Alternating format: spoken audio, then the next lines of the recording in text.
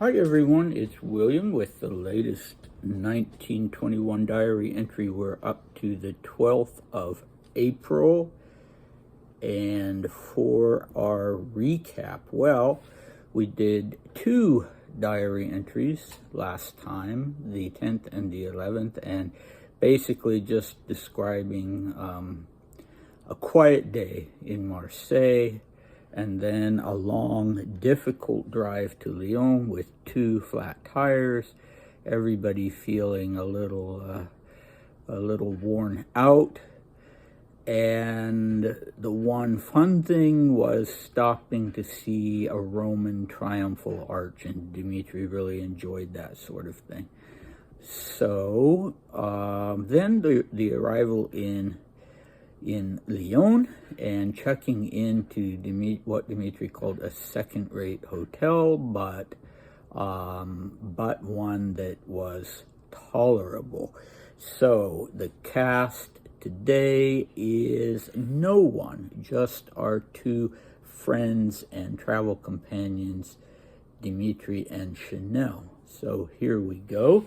It's 12th April 1921 in Lyon at the Grand Hotel de Lyon, and it's a Tuesday.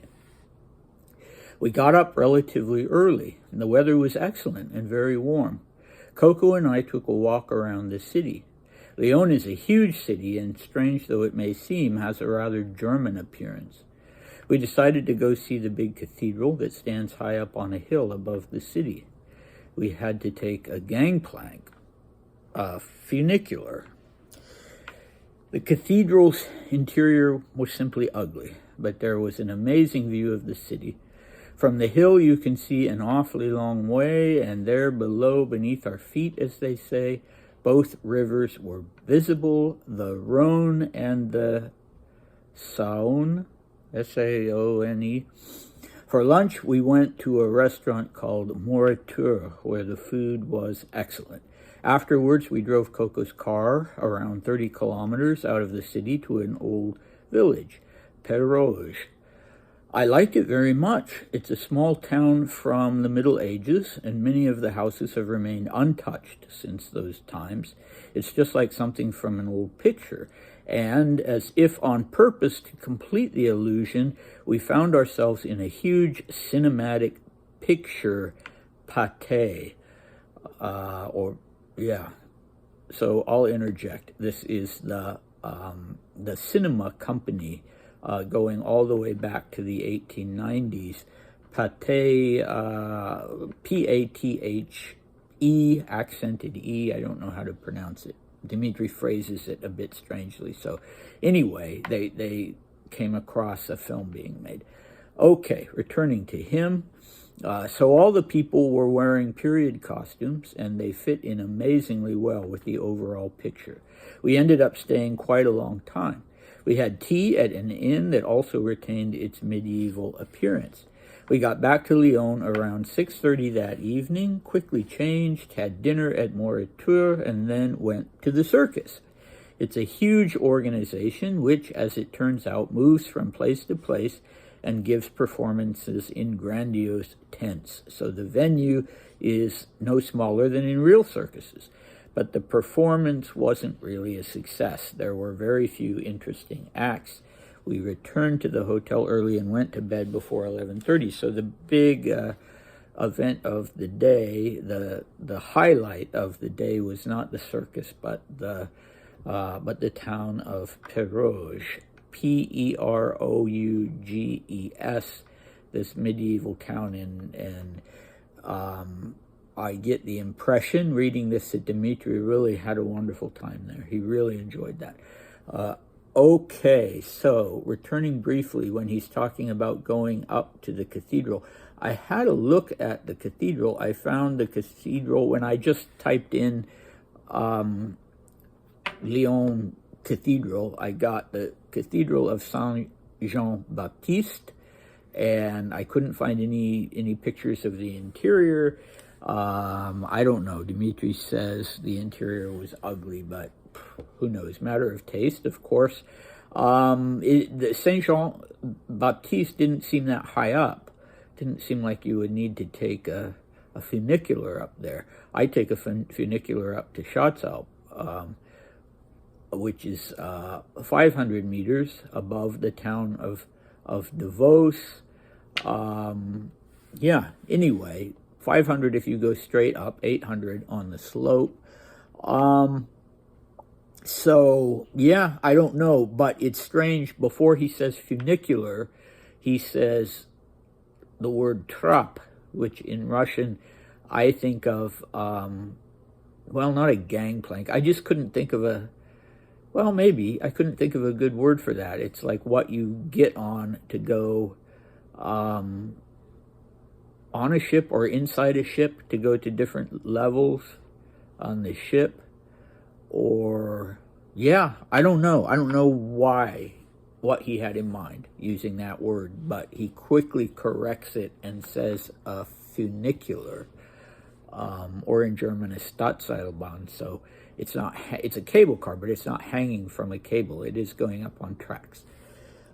Okay, so yeah, for some reason, he does not include the name of the town. It's either been erased or he never put it in to begin with. There's an empty space on the page in the diary entry where the perfect size to fit in the name Perouge, but it's not filled in.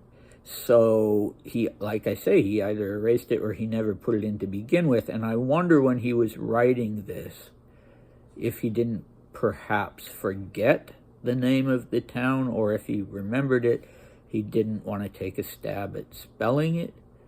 That usually doesn't stop him. He just spells things phonetically, but who knows? It's not like it was a secret and he had to erase it. Okay, so it's a walled city with a population of under 2,000, I think, and now it's mainly a tourist attraction. I think it has been for quite a while, with the medieval houses preserved, and that clearly is what Dmitri saw. And yeah, it'd be great to know, wouldn't it, what movie they happened upon that was being made. I'll have to see if I can find that. A very cursory glance online did not reveal that. I looked to see if it was the famous silent movie about Joan of Arc, but that wasn't made until 1928. So, yeah, it'd be interesting to know. I'll let you know if I find out.